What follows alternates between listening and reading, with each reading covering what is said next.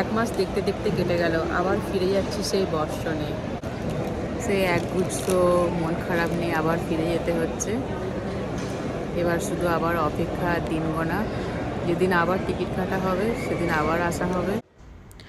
আমরা প্রথমে আগে চেক ইন করে নেব, তারপর চেক ইন হয়ে গেলে আমরা চলে যাব একদম যেই গেটে আমাদের ফ্লাইটটা আছে সেইখানে। এখন বসে আছি কলকাতা এয়ারপোর্টে। আমাদের ফ্লাইট আছে 8:30টার সময়, তো এখনও বোর্ডিং শুরু হয়নি। তো এখন বাজে 6:30, এখনও 2 ঘন্টা বসে থাকতে হবে। আশা করছি 7:30টার থেকেই বোর্ডিংটা শুরু হয়ে যাবে। এখান থেকে আছে দিল্লি, আবার দিল্লি থেকে আছে দুবাই, দুবাই থেকে আছে বস্টনে। দেখতে থাকুন পুরো ভিডিওটা। ভালো লাগলে অবশ্যই লাইক, শেয়ার, সাবস্ক্রাইব করবেন। আমাদের কলকাতা থেকে দুবাইয়ের ফ্লাইটটা ছিল ভিস্তারা এয়ারলাইন্সে। তো ওটা এই মাত্র এলো। তো এখন ওটা আগে খালি হবে, সব লাগেজ নামানো হবে, প্যাসেঞ্জার নামানো হবে, তারপর আবার আমাদের জন্য রেডি হবে। তো সেই প্রসেস এখন চলতে থাকবে অনেকক্ষণ পর্যন্ত।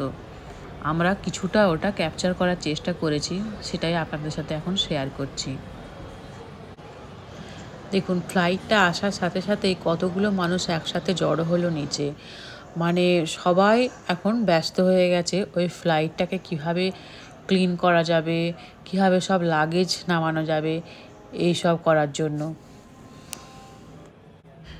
এবার প্লেনের দরজাটা আস্তে আস্তে ওই প্যাসেঞ্জার বোর্ডিং ব্রিজের দরজার সাথে লাগানো হবে, যাতে প্যাসেঞ্জাররা একের পর এক ওই ব্রিজ দিয়ে টার্মিনালে গিয়ে পৌঁছাতে পারে। যতক্ষণ পর্যন্ত ওই ব্রিজটা ওই দরজার সাথে, মানে প্লেনের দরজার সাথে না লাগানো হচ্ছে, ততক্ষণ কিন্তু প্লেনের দরজাটা খোলা হবে না। নিচে দেখুন কতগুলো গাড়ি এলো। এই গাড়িগুলোতে সব লাগেজগুলোকে কালেকশন করে করে তোলা হবে। তাহলে একটা ফ্লাইট আসার পর প্রচুর কাজ থাকে, সেটা বুঝতেই পারছেন। কারণ সেটাকে ক্লিন করা, এখান থেকে লাগেজ কালেকশন করা। এবার আমাদেরও বোর্ডিং শুরু হচ্ছে, তো আমাদেরকেও এবার গিয়ে লাইনে দাঁড়াতে হবে। তারপর ওরা একের পর এক একটা মানে রোয়ের ওরা নাম্বার ধরে ডাকতে থাকবে, আর আমরা সেই অনুযায়ী যাব। আমাদের ফ্লাইটটা প্রায় 40 মিনিটের মতো লেট আছে এখানে। ফাইনালি আমরা প্লেনে উঠে পড়েছি, আর প্লেনে উঠে প্রথমেই আগে আমাদেরকে সিট বেল্টটা অন করে নিতে হয়। আর এই যে ওভারহেড বিনগুলো দেখছেন, এগুলোকে প্লেন ছাড়ার আগে অবশ্যই ক্লোজ করতে হয়। এয়ার হোস্টেসদের কাজই হলো এগুলো চেক করে নেওয়া, সবাই সিট বেল্ট অন করেছে কিনা, আর তার সাথে এই ওভারহেড বিনগুলো সব ক্লোজ হয়েছে কিনা। এবার আমাদের ফ্লাইটটাকে গেট থেকে বের করে রানওয়ের দিকে নিয়ে যাওয়া চলছে। তো দেখুন নিচে একজন গ্রাউন্ডম্যান আছে, যে ওই ট্রাফিকটা কন্ট্রোল করছে।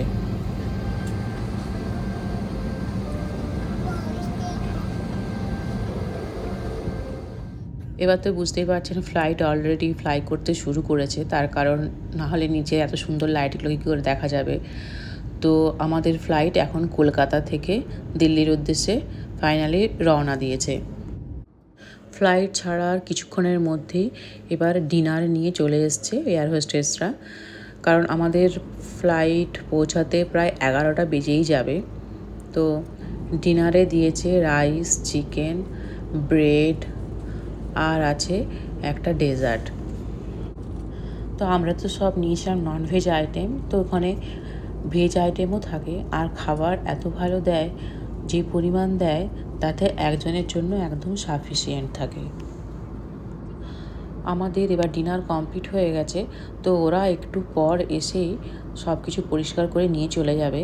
আর তার আগে ওরা একটা করে ড্রিঙ্কস দিয়ে যায়, সেটা কেউ কফিও নিতে পারে, কেউ আবার টিও নিতে পারে, আবার জুসও থাকে তার মধ্যে। তো কলকাতা থেকে দিল্লির ফ্লাইট যেহেতু মাত্র 2 ঘন্টা, তাই ওই খাবার খেতে খেতেই আর খাবারের সব কিছু নিয়ে যেতে যেতেই মোটামুটি আমরা দিল্লিতে অলরেডি পৌঁছেই গেছি।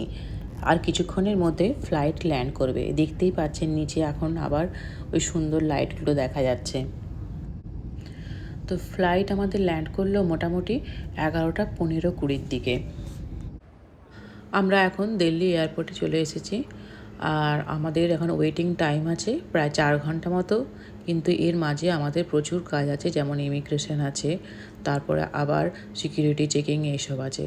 কিন্তু তাও দেখুন আমরা একটু দিল্লি এয়ারপোর্টটা ঘুরে দেখলাম, কি সুন্দর করে চারদিক সাজানো, দারুণ লাগছে দেখতে।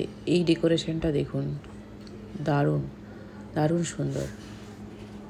আমরা অনেক দিন পর এই দিল্লি এয়ারপোর্ট হয়ে যাচ্ছি, নাহলে আমাদের ফ্লাইট থাকে কলকাতা থেকে একদম ডিরেক্ট দুবাই, দুবাই থেকে বস্টন।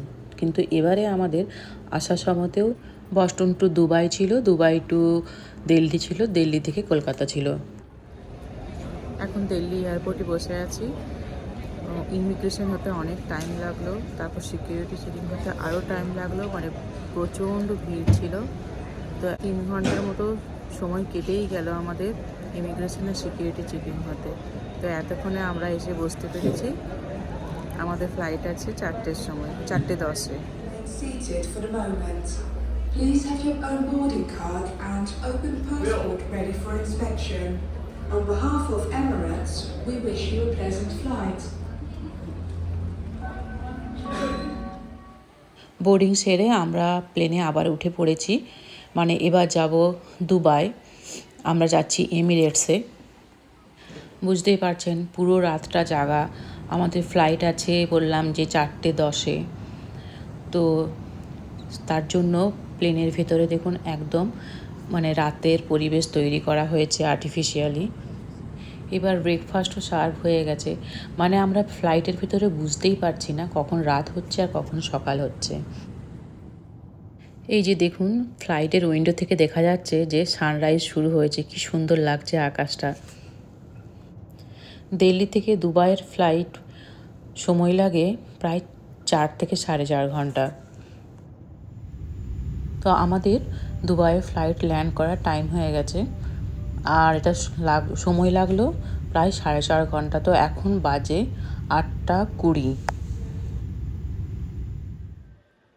অলরেডি সিকিউরিটি চেকিং শুরু হয়ে গেছে। তো আমাদের মানে হাতে একদমই সময় নেই। যেইটুকু আমি হেঁটে হেঁটে যেতে যেতে দেখতে পাচ্ছি সেটুকুই দেখাচ্ছি, কারণ দুবাইয়ের এয়ারপোর্ট দেখার মতো, এত সুন্দর করে সাজানো থাকে যে আপনি ওখানে কিভাবে আপনার সময় চলে যাবে আমি জানতেই পারবেন না। মানে ঘন্টার পর ঘন্টা আপনি ওখানে ঘুরতে পারেন। আমি বস্টন থেকে কলকাতা আসারও একটা ভিডিও বানিয়েছি, আমি ডেসক্রিপশন বক্সে লিংক দিয়ে দেব, আপনারা সেটা দেখতে পারেন। এই যে এখানে দেখুন ফ্লাইটে কিভাবে জ্বালানি দেওয়া হয়। ফ্লাইটের জ্বালানিটা কিন্তু দেওয়া হয় ফ্লাইটের উইংসে, মানে ফ্লাইটের ডানাতে। আমরা এখন প্লেনে উঠে পড়েছি। তো প্লেনে ওঠার পরে কিছু সেফটি প্রোটোকল নিয়ে অ্যানাউন্সমেন্ট হয়। আর আগে এগুলো ম্যানুয়ালি হতো, এখন ওগুলো সব টিভি স্ক্রিনে দেখা যায়, মানে আমাদের সিটের পিছনে যে স্ক্রিনটা থাকে সেই স্ক্রিনে দেখা যায়। তো এটা হচ্ছে যে মানে যদি কোনো এমার্জেন্সি চলে আসে তাহলে কিভাবে সেটাকে হ্যান্ডেল করতে হবে, মানে অক্সিজেন মাস্ক কিভাবে লাগাতে হবে, লাইফ জ্যাকেট কিভাবে লাগাতে হবে, এই সব নিয়ে অনেক কিছু বলা থাকে। এই ইন্টারন্যাশনাল ফ্লাইটগুলোতে সিটের পিছনে একটা করে স্ক্রিন থাকে, কিন্তু ডোমেস্টিকগুলোতে থাকে না, তার জন্য ওখানে ম্যানুয়ালি অ্যানাউন্সমেন্ট করা হয়, মানে যে কোনো একজন এয়ার হোস্টেস ওগুলো বলতে থাকে। এখন আমাদের ফ্লাইট গেট থেকে এবার রানওয়ের দিকে বেরোচ্ছে। এখন তো বললাম পুরোটাই আমরা দিনের বেলাতেই যাব, তো সব উইন্ডোগুলো কিন্তু নামানো থাকবে, মানে এত বেশি সানলাইট ঢুকে যায় ভেতরে, চোখে ব্যথা শুরু হয়, তো সবসময় উইন্ডোগুলোকে বন্ধই করে রাখতে হয়। আর ভেতরে একটা রাত্রের সুন্দর অ্যাটমসফিয়ার তৈরি থাকে। এবার খাবার সার্ভ করে দেওয়া হয়েছে। তো খাবারের মধ্যে আমাদের আছে রাইস, আছে একটা গোট কারি, আর আছে কিছু স্যালাড। খাবার খাওয়ার পর ভাবলাম একটা মুভি দেখি, কারণ সময় তো আর শেষ হচ্ছে না। কিন্তু এই যে এত ভালো একটা এন্টারটেনমেন্টের ব্যবস্থা, মানে এখানে আপনি যে কোনো ল্যাঙ্গুয়েজের মুভি দেখতে পারেন, নিউজ, গান, তারপর বাচ্চাদের কার্টুন, আপনার যেটা খুশি আপনি দেখতে পারেন, তাতে অনেকটা সময়টা পাস হয়ে যায়। যেহেতু আমাদের অনেকটা জার্নি আর স্কিনও প্রচণ্ড ড্রাই হয়ে যায়, তার জন্য আমাদেরকে একটা করে হট ভিজে টাওয়েল দিয়ে গেছে, যাতে আমরা সব হাত মুখ সব মুছে নিতে পারি। এবার আমরা বস্টনে ল্যান্ড করছি। ল্যান্ডিংয়ের পরে আমাদের যে প্রসেসগুলো থাকে সেগুলো কমপ্লিট করে এখন আমরা লাগেজ নেব, তার জন্য একটা কার্ড নিয়ে নিচ্ছি। সেই কার্ডটা আমাদেরকে পে করে নিতে হয় এখানে। আর কার্ড নিয়ে সোজা চলে যাচ্ছি লাগেজ কালেকশন করতে ব্যাগেজ ক্লেমের জায়গায়।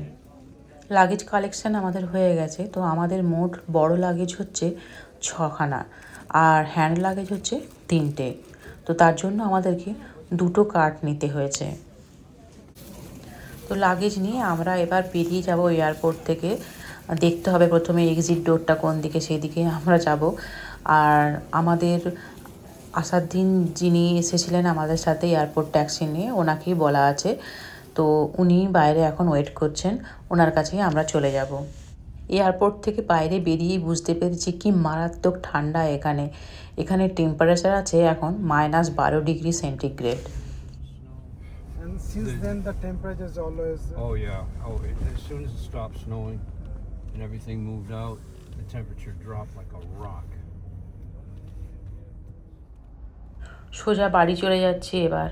1 মাস পর আবার বস্টনে ফিরে এলাম। তো অবভিয়াসলি মনটা খুবই খারাপ, সবাইকে ছেড়ে এলাম। কারণ ওইখানের এত ব্যস্ততা, এত চারিদিকে আওয়াজ, এখানে বাড়িতে ঢুকলে পরে আর কিছু শুনতে পাবো না, বাইরের কোনো আওয়াজ কিচ্ছু নেই। আর এত নিস্তব্ধ চারিদিক, খুব মন খারাপ লাগছে। এখন বাজে ইউএসের টাইম অনুযায়ী বিকেল 3টে। তো বাড়ি যেতে যেতে 4টে প্রায় হয়েই যাবে। তার সাথে তো জেট ল্যাগ রয়েইছে। তো সব মিলিয়ে মিশিয়ে প্রচণ্ড টায়ার্ড আর প্রচণ্ড মন খারাপ। দেখতে পাচ্ছেন চারদিক কীরকম সাদা হয়ে আছে, প্রচুর তুষারপাত হয়েছে। চলে এলাম আর কি এই ঠান্ডার দেশে আবার। এখন কতদিন যে ঠান্ডা থাকবে তার কোনো ঠিক নেই। সেই এটা চলবে এখন এপ্রিল মের শেষ পর্যন্ত। আর এখন আবার দেখতেও পাচ্ছি হালকা করে একটু তুষারপাতও শুরু হয়েছে।